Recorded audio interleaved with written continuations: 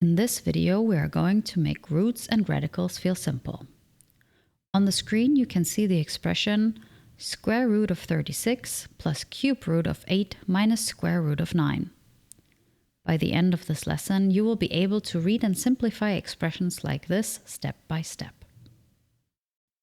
Let's start with what a root actually is. When we say the nth root of a, we're asking which number raised to the nth power gives a. Taking a root is the inverse of taking a power. In exponent language, the nth root of a is the same as a to the power 1 over n.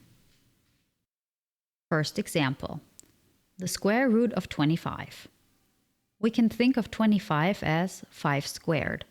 So the square root of 25 is the number whose square is 25, and that number is 5.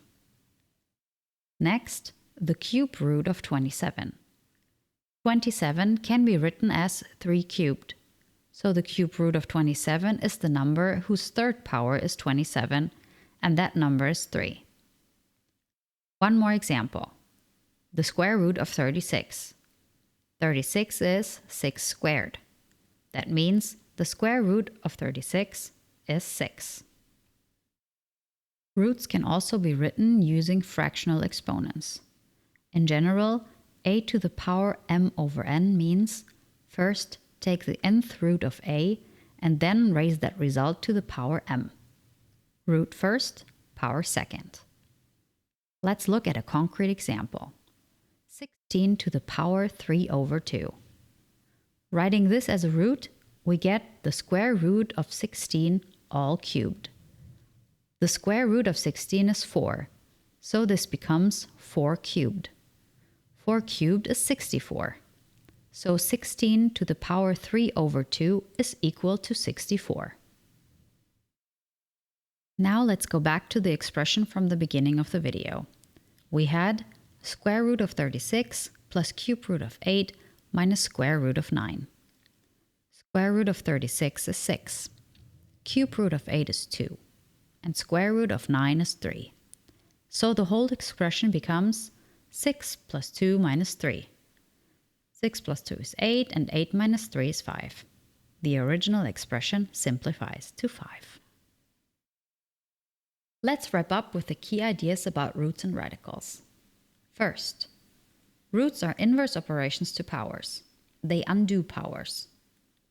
Second, every nth root can be written as a fractional exponent. The nth root of a is the same as a to the power 1 over n. Third, if you see a to the power m over n, you can think, take the nth root of a, then raise it to the power m. Fourth, you can often simplify radicals by factoring the number inside the root and looking for perfect squares, perfect cubes, and so on. Here's a quick challenge for you. Simplify square root of 48 times cube root of 27. Pause the video, try it on your own, and then leave your answer in the comments. I'll pin a correct explanation so you can check your work. Thanks for watching, and if this helped you, remember to like the video, subscribe, and check the description for more resources and our study community.